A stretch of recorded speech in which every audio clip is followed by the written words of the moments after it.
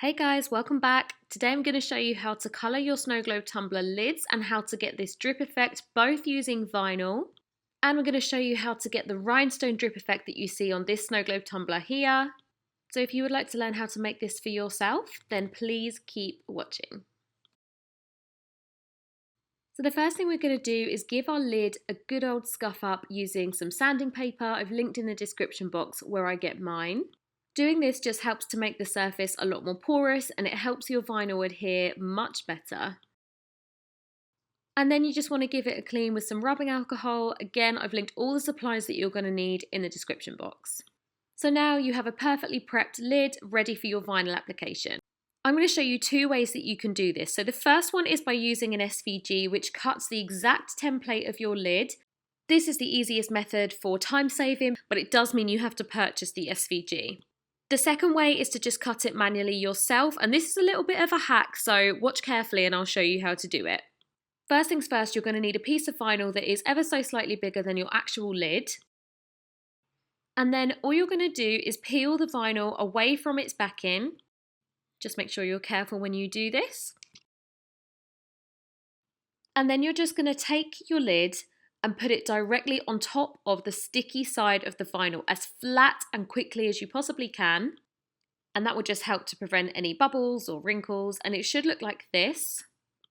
And you can tidy this up with a squeegee and just get it down as flat as you can. It doesn't need to be perfect if you're doing rhinestones over the top of it, but just get it as flat as you can. So then you're going to need an X-Acto knife or a scalpel, and you're just going to place the knife on the outer edge of your lid, and you're literally just going to cut all the way around. Make sure you hold onto your lid while you do this and be very careful. These knives are super sharp. And once you've got the whole way around, the vinyl will just peel off. And then just repeat the process for the inner circle where your straw will go.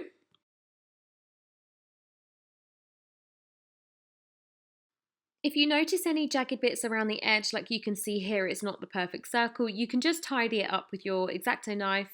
But again, just be careful and don't take off too much. Just remember it doesn't need to be perfect because we are going to be rhinestoning over it anyway.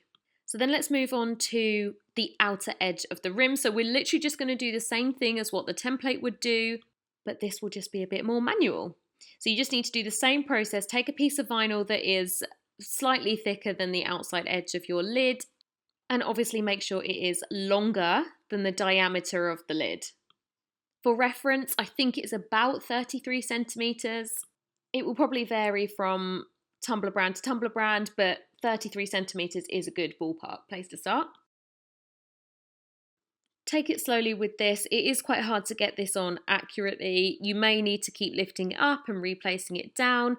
Vinyl is quite stretchy, so you should be able to manipulate it quite easily. And then again, just tidy it up with your X-Acto knife.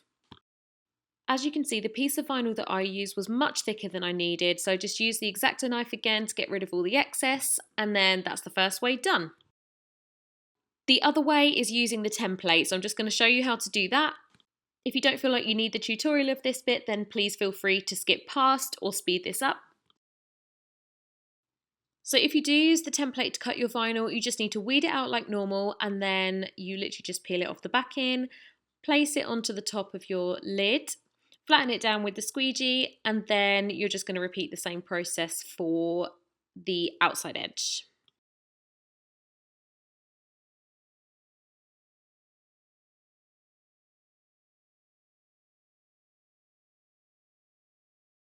Whichever method you use, that is your vinyl underlay ready to rhinestone.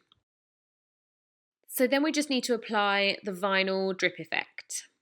So this is going to go around the top of the tumbler and kind of drip down onto the design. I've linked the SVG that I've used for this in the description box. So for the purpose of this video, I did cut it already on the Cricut machine. I just need to weed the vinyl.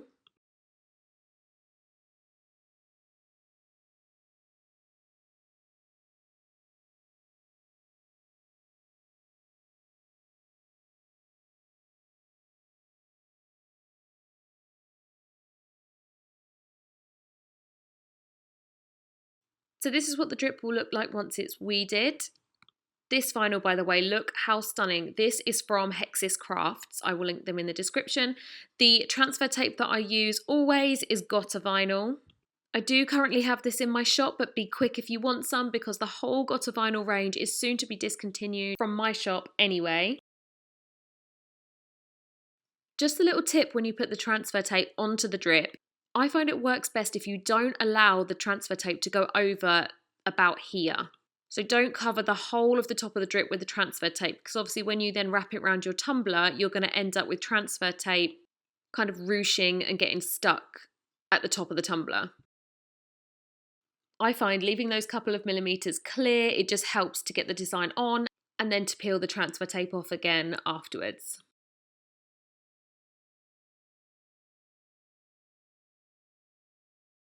Just a heads up, vinyl drips are not easy to apply. I honestly couldn't even tell you how many times I've messed these up. So just like the rest of the vinyl, just take it slow. You can lift it up and place it back down, and you just need to try and get it as smooth and flat as possible.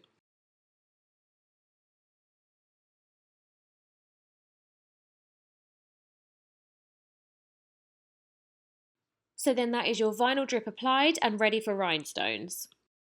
At this point, you could leave it like this with the vinyl drip and the vinyl on the lid. It looks so pretty as it is, but in my opinion, there is nothing that beats a rhinestone lid and a rhinestone drip. So I'm going to start with the lid. So first things first, you will need your rhinestone picker tool. This one is available in my shop. I'll link it below. You also need your glue. I use Gem Tack always. Again, that's available in my shop. And we're going to use my Scarlet Red Rhinestone Scatter Mix. This little contraption is an absolute game changer if you use scatter mixes, which is basically packs of rhinestones in all different sizes. This is a rhinestone sorter tray, so you can see it's got all the sizes there. So the largest being 6mm and the smallest being 2mm. They are the exact sizes that I feature in my scatter mixes. And this contraption just helps to siphon out each of the different sizes into their own tray so you don't have to kind of rummage through them by yourself. I'm telling you now, this invention is genius. So as always, you're going to need to prep your lid. So you need to scuff up the vinyl and clean it with rubbing alcohol. And that is all the prep that you need to do before you rhinestone. For a project like this, the best size rhinestone to use is 5mm. But I would recommend that you also have 4mm and even 3mm to hand as well because they act as filler rhinestones. And in case you didn't already know, filler rhinestones are used when the original size rhinestone you're using will not fit in the gap you're left with when you've done a full row of rhinestones.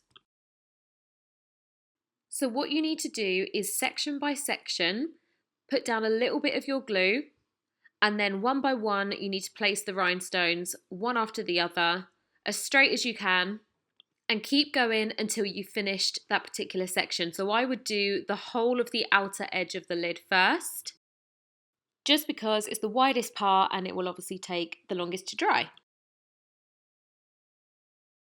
When I'm rhinestoning, I actually prefer to use my lid holder. This one is from Cowbell Customs. It is a small business based in America, but she has so many super handy tools for crafters, in particular for tumbler makers. If, like me, you're based in the UK, then you will have to pay the US shipping fees to get one of these, but in my opinion, it is worth every single penny. So once you've finished the whole of the outer edge, a good idea is to flip it upside down and push all the rhinestones down towards your work surface, just like you can see me doing here. Doing this will ensure your line is completely straight and all your rhinestones are level. At this point, I move on to my tumbler and I come back to do the rest of the lid later. And it's the same prep, you just have to be a bit more careful when you are scuffing up this vinyl, because what you don't want to do is scuff the actual plastic of the tumbler. So be really careful to make sure this is only on the vinyl. You could skip this step, but personally I wouldn't recommend it because what you don't want is for your surface to be too smooth and then the rhinestones will be more likely to ping off. So let's start with this top row first. Same process, you're just going to go section by section, apply the glue first. A little bit goes a long way with this glue. And still sticking with the 5mm rhinestones, you just need to place one at a time until you've completed the whole row.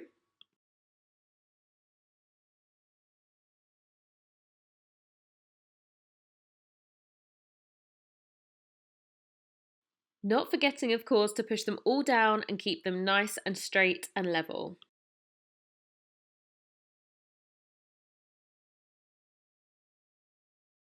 Once that first row is finished, that will give you the foundation to do the whole of the rest of the drip because it makes sure that every single row after that should be straight. So in my opinion, it's really important to do the first row first, and then once that's done, you can leave it to dry. And this is the point where I come back and finish up the lid. I find the best way to rhinestone a lid is to start with the outside edge, one row at a time, working my way inwards until you get to that very last row on the inner circle. And for that row, I would suggest switching out to 4mm rhinestones or even 3mm, whichever one you can fit. You want to have them fitting as tightly as possible without going over the straw hole. So then when it's done, it will look something like this. Obviously the glue is wet at the moment, but do not worry, Gem Tack dries completely clear and invisible. So then back to the rhinestone drip, we're just going to do the same process, one row at a time. And if you take nothing else away from this video, please remember this. If your 5mm rhinestones don't fit perfectly at any point on any row, this is where your smaller rhinestones come in handy. So ideally a 4mm because it's so close in size to the 5mm, but a 3mm would also be fine. And you can use those to bridge the gap between all of the larger rhinestones just to make that row as neat as possible. So this is the point where there are no more full rows all the way around that you can do. This is when you are only left with the drips. And to be honest, I think how you rhinestone this bit is personal preference. The way I tend to do it is I try to stick to like side by side rhinestones as if it was a row in itself. But on the much larger drips, I tend to rhinestone the outside first, just like this, and then I fill it in with the rhinestones in the middle. And this is again where those smaller rhinestones come in handy.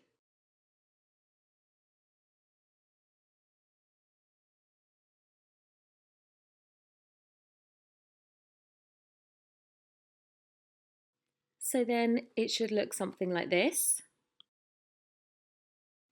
And then you can just finish up the rest of your drips and wait for your glue to dry, and that is it. Once you've mastered this technique, the world is your oyster. You can apply it to any colour, any glitter combination. I hope you found this tutorial helpful. If you did, please don't forget to like this video and subscribe to my channel, and I'll see you in the next one.